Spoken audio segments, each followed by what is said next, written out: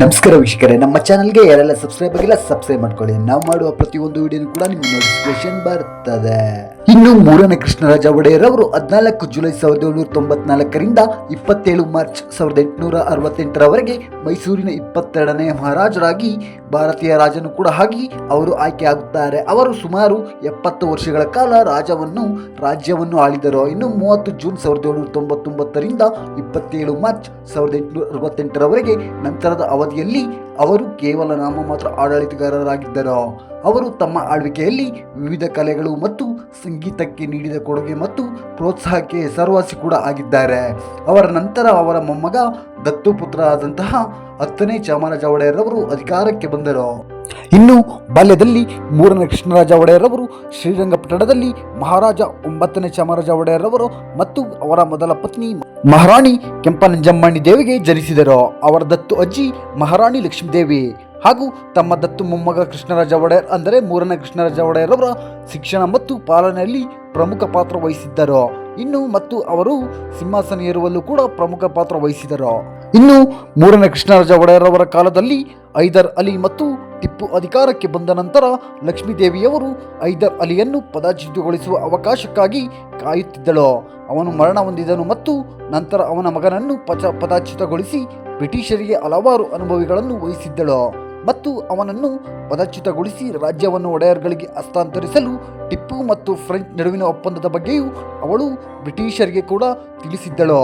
ಇದಾದ ನಂತರ 1799ರಲ್ಲಿ ಟಿಪ್ಪು ಬ್ರಿಟಿಷರ ಕೈಯಲ್ಲಿ ಮರಣ ಹೊಂದಿದಾಗ ಮೈಸೂರು ಸಿಂಹಾಸನವನ್ನು ಹಸ್ತಾಂತರಿಸುವ ಬಗ್ಗೆ ಅವರು ಚರ್ಚಿಸಿದರು. ಇದು ಅಂತಿಮವಾಗಿ 5 ವರ್ಷದ ನಂತರ ಮೂರನೇ ಕೃಷ್ಣರಾಜ ಒಡೆಯರ್ ಅವರನ್ನು 1799ರ ಜೂನ್ 30ರಂದು ಮೈಸೂರಿನ ಮಹಾರಾಜನನ್ನಾಗಿ ತನ್ನ ಆಳ್ವಿಕೆಯಲ್ಲಿ ಸ್ಥಾಪಿಸಲು ಕೂಡ ಕಾರಣವಾಯಿತು. ಆದಾಗ್ಯೂ ಮೈಸೂರಿನ ಲಕ್ಷ್ಮೀ ರಮಣಸ್ವಾಮಿ ದೇವಸ್ಥಾನದ ಬಳಿ ನಿರ್ಮಿಸಲಾದ ವಿಶೇಷ ಮಂಟಪದಲ್ಲಿ ಈ ಸಮಾರಂಭ ಕೂಡ ನಡೆಯಿತು. ಇನ್ನು ಆರ್ಥರ್ ವೆಲ್ಲೆಸ್ಲಿ ತನ್ನ ಬಲಭಾಗದಲ್ಲಿದ್ದುಕೊಂಡು ಟಿಪ್ಪುವಿನ ಸಲಹೆಗಾರ ಪೂರ್ಣಯ್ಯನನ್ನು ಮೈಸೂರಿನ ದಿವಾನನಾಗಿ ಮುಂದುವರಿಸುವಂತೆ ಲಕ್ಷ್ಮೀದೇವಿಯವರಿಗೆ ಹೇಳುವಲ್ಲಿ ಯಶಸ್ವಿಯಾದರು. ಇನ್ನು ರಾಜನು ವಿವೇಚನ ವಯಸ್ಸನ್ನು ತಲುಪುವವರೆಗೂ ಕೂಡ ಅವನಿಗೆ ನಿಷ್ಠನಾಗಿರಬೇಕು ಎಂಬ ಸೂಚನೆಯೊಂದಿಗೆ ಅವರು ದಿವಾನರಾಗಿ ಮುಂದುವರಿಯುವಂತೆ ಮಾಡಿದರು. ಇನ್ನು 1810ರ ಆರಂಭದಲ್ಲಿ ಮೂರನೇ ಕೃಷ್ಣರಾಜ ಒಡೆಯರ್ ಅವರು 16 ವರ್ಷ ವಯಸ್ಸನ್ನು ತಲುಪಿದರು.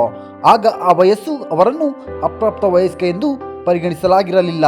ಇನ್ನು ಮೈಸೂರಿನ ಬ್ರಿಟಿಷ್ ನಿವಾಸಿ ಆರ್ಥರ್ ಕೋರ್ ಅವರೊಂದಿಗೆ ಚರ್ಚಿಸಿದ ನಂತರ ರಾಜ್ಯದ ಆಡಳಿತವನ್ನು ಪೂರ್ಣಯ್ಯರವರಿಂದ ರಾಜಕುಮಾರನಿಗೆ ವರ್ಗಾಯಿಸಲಾಯಿತು.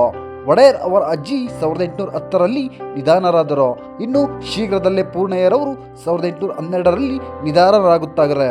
ನಂತರದ ವರ್ಷಗಳು ಮೈಸೂರು ಮತ್ತು ಬ್ರಿಟಿಷರ ನಡುವೆ ಸೌಹಾರ್ದಯುತ ಸಂಬಂಧಗಳನ್ನು ಕೂಡ ಕಂಡವು. 1820ರ ದಶಕದಲ್ಲಿ ವಿಷಯಗಳು ಹದಗೆಡಲು ಕೂಡ ಪ್ರಾರಂಭಿಸಿದವು. ಇನ್ನು 1825ರಲ್ಲಿ ಮದ್ರಾಸ್ನ ಗವರ್ನರ್ ಥಾಮಸ್ ಮನ್ರೋ ವೈಯಕ್ತಿಕ ತನಿಖೆಯ ನಂತರ ಕೋಲ್ ಮಾಡಿದ ಹಣಕಾಸಿನ ಅನುಚಿತತೆಯ ಆರೋಪಗಳಿಗೆ ಯಾವುದೇ ಆಧಾರವಿಲ್ಲ ಎಂದು ನಿರ್ಧರಿಸಿದರು. ದಶಕದ ಅಂತ್ಯದ ವೇಳೆಗೆ ನಗರ ದಂಗೆಗೆ ಕಾರಣವಾದ ನಾಗರಿಕ ದಂಗೆ ಭುಗಿಲೆದ್ದಿತ್ತು ಮತ್ತು ಪರಿಸ್ಥಿತಿಯನ್ನು ಗಣನೀಯವಾಗಿ ಬದಲಾಯಿಸಿತು. 1931ರಲ್ಲಿ ದಂಗೆಯ ನೆರಳಿನಲ್ಲೇ ಮತ್ತು ದುರಾಡಳಿತವನ್ನು ಉಲ್ಲೇಖಿಸಿ ಬ್ರಿಟಿಷರು ರಾಜಪ್ರಭುತ್ವದ ರಾಜ್ಯದ ನೇರ ನಿಯಂತ್ರಣವನ್ನು ತೆಗೆದುಕೊಂಡು ಮೈಸೂರು ಆಯೋಗವನ್ನು ಕೂಡ ಸ್ಥಾಪಿಸಿದರು. ಮುಂದಿನ 50 ವರ್ಷಗಳ ಕಾಲ ಮೈಸೂರು ಸತತ ಬ್ರಿಟಿಷ್ ಆಯುಕ್ತರ ಆಳ್ವಿಕೆಯಲ್ಲಿತ್ತು. ತನ್ನ ರಾಜತಾಂತ್ರಿಕತೆಗೆ ಹೆಸರುವಾಸಿಯಾದ ಮಾರ್ಕ್ ಕಬ್ಬನ್ ರವರು 1834ರಿಂದ 1861ರವರೆಗೆ ಸೇವೆ ಸಲ್ಲಿಸಿದರು ಮತ್ತು ದಕ್ಷ ಮತ್ತು ಯಶಸ್ವಿ ಆಡಳಿತ ವ್ಯವಸ್ಥೆಯನ್ನು ಜಾರಿಗೆ ತಂದರು. ಅದು ಮೈಸೂರನ್ನು ಉತ್ತಮವಾಗಿ ಅಭಿವೃದ್ಧಿ ಹೊಂದಿದ ರಾಜ್ಯವನ್ನಾಗಿ ಕೂಡ ಮಾಡಿತು. ಆದಾಗ್ಯೂ ಮೈಸೂರು ಸಾಮ್ರಾಜ್ಯದ ಸಾಂಸ್ಕೃತಿಕ ಬೆಳವಣಿಗೆಗೆ ಕೃಷ್ಣರಾಜ ಒಡೆಯರ್ ಅವರು ಅಂದರೆ ಮೂರನೇ ಕೃಷ್ಣರಾಜ ಒಡೆಯರ್ ಅವರು ಕಾರಣರಾಗಿದ್ದರು. ಅವರು ಸ್ವತಃ ಬರಹಗಾರರಾಗಿದ್ದರೂ ಕೂಡ ಶ್ರೀ ತತ್ವನಿಧಿ ಮತ್ತು ಸೌಗಂಧಿ ಪರಿಣಯದಂತಹ ಕನ್ನಡ ಪುಸ್ತಕಗಳನ್ನು ಕೂಡ ಬರೆದಿದ್ದಾರೆ.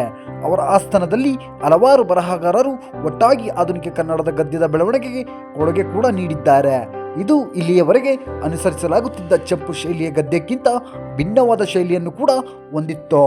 ಅವರ ಆಳ್ವಿಕೆಯಲ್ಲಿ ಹೊರಹೊಮ್ಮಿದ ಇತರ ಪ್ರಮುಖ ಬರಹಗಳಲ್ಲಿ ಕೆಂಪು ನಾರಾಯಣ ಮತ್ತು ಅವರ ಮುದ್ರಾ ಮಂಜುಷ, ಯಾದವರ ಕಲಾವತಿ ಪರಿಣಯ ಮತ್ತು ವಚನ ಕಾದಂಬರಿ ಸೇರಿವೆ.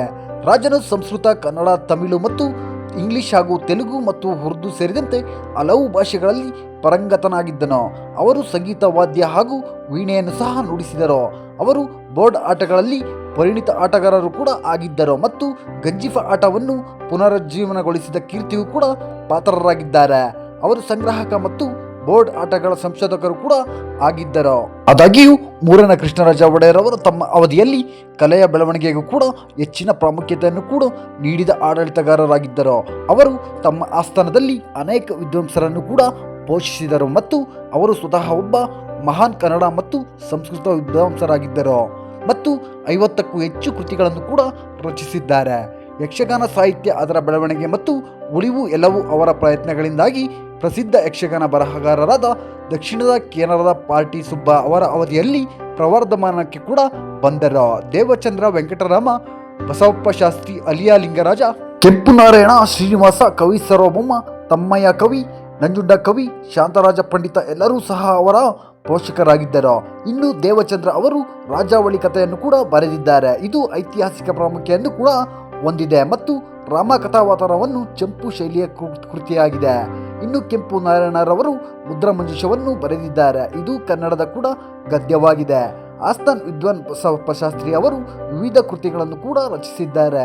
ಶಕುಂತಲ, ವಿಕ್ರಮೋರ್ವಶಿಯ ರತ್ನಾವಳಿ, ಚಂದ್ರಕೌಶಿಕ, ಉತ್ತರ ರಾಮಚರಿತ ಮುಂತಾದ ಕನ್ನಡ ಕಾವ್ಯಗಳನ್ನು ರಚಿಸಿದ್ದಾರೆ. ಅವರು ಶೇಕ್ಸ್ಪಿಯರ್ನ ಪ್ರಸಿದ್ಧ ಕೃತಿ ಒಥೆಲೋವನ್ನು ಕನ್ನಡಕ್ಕೆ ಅನುವಾದಿಸಿದ್ದಾರೆ ಮತ್ತು ಅದನ್ನು ಸೂರಸೇನ ಚರಿತ ಎಂದು ಕೂಡ ಕರೆಯಲಾಗುತ್ತದೆ. ಅವರು ಚಂಪು ಶೈಲಿಯಲ್ಲಿ ದಮಯಂತಿ ಷಟ್ಪದಿಯಲ್ಲಿ ಸಾವಿತ್ರಿ ಚರಿತ್ರೆ ಹಾಗೂ ಶ್ರೀ ರಾಘವೇಂದ್ರ ಸ್ವಾಮಿ ಅಷ್ಟೋತ್ತರ ಸ್ತೋತ್ರ ಮತ್ತು ಸಂಸ್ಕೃತದಲ್ಲಿ ಹಲವಾರು ಕೃತಿಗಳನ್ನು ಕೂಡ ಬರೆದಿದ್ದಾರೆ.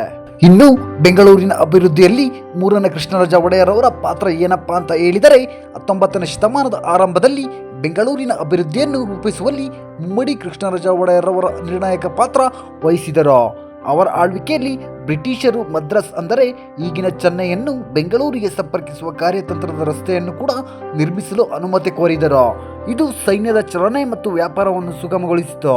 ಆ ಸಮಯದಲ್ಲಿ ಅವರು ಕೇವಲ ಮಗುವಾಗಿದ್ದಾಗ ಅವರ ಅಜ್ಜಿ ಮಹಾರಾಣಿ ಲಕ್ಷ್ಮೀ ಅಮ್ಮಣ್ಣಿ 1806ರಲ್ಲಿ ಈಗ ಹಳೆಯ ಮದ್ರಾಸ್ ರಸ್ತೆ ಎಂದು ಕರೆಯಲ್ಪಡುವ ಪ್ರದೇಶವನ್ನು ನಿರ್ಮಿಸಲು ಬ್ರಿಟಿಷರಿಗೆ ಅನುಮತಿ ನೀಡಿದರು. ಇದರ ನಿರ್ಮಾಣದ ಸಮಯದಲ್ಲಿ ಬ್ರಿಟಿಷರು ತಾತ್ಕಾಲಿಕವಾಗಿ ಕೃಷ್ಣರಾಜಪುರದಲ್ಲಿ ನೆಲೆಸಿದರು. ಈ ಪ್ರದೇಶವು ನಂತರ ಅದರ ಅನುಕೂಲಕರ ಹವಾಮಾನ, ಹೇರಳವಾದ ನೈಸರ್ಗಿಕ ಸಂಪನ್ಮೂಲಗಳು ಮತ್ತು ಬೆಂಗಳೂರು ಕಂಟೋನ್ಮೆಂಟ್ಗೆ ಹತ್ತಿರವಾಗಿರುವುದರಿಂದ ಪ್ರಮುಖ ಬ್ರಿಟಿಷ್ ವಸಾಹತು ಪ್ರದೇಶವಾಯಿತು. ಕಾಲಾನಂತರದಲ್ಲಿ ಕೃಷ್ಣರಾಜಪುರವು ಬ್ರಿಟಿಷ್ ಆಡಳಿತ ಮತ್ತು ಮಿಲಿಟರಿ ಕೇಂದ್ರವಾಗಿ ಕೂಡ ಅಭಿವೃದ್ಧಿ ಹೊಂದಿತು. ಹೌದು ವೀಕ್ಷಕರೇ, ಇದರ ಮುಂದುವರಿದ ಭಾಗವು ಮುಂದಿನ ಸಂಚಿಕೆಯಲ್ಲಿ ಪ್ರಸಾರವಾಗುತ್ತದೆ. ಈ ಒಂದು ವಿಡಿಯೋ ಇಷ್ಟವಾದಲ್ಲಿ ದಯವಿಟ್ಟು ನಮ್ಮ ಚಾನಲ್ಗೆ ಯಾರೆಲ್ಲ ಸಬ್ಸ್ಕ್ರೈಬ್ ಆಗಿಲ್ಲ ಸಬ್ಸ್ಕ್ರೈಬ್ ಮಾಡ್ಕೊಳ್ಳಿ ವೀಕ್ಷಕರೇ ಅಂತ ಹೇಳ್ತಾ ನೆಕ್ಸ್ಟ್ ವಿಡಿಯೋದಿಂದ ಸಿಗೋಣ. ನಮಸ್ಕಾರ ವೀಕ್ಷಕರೇ.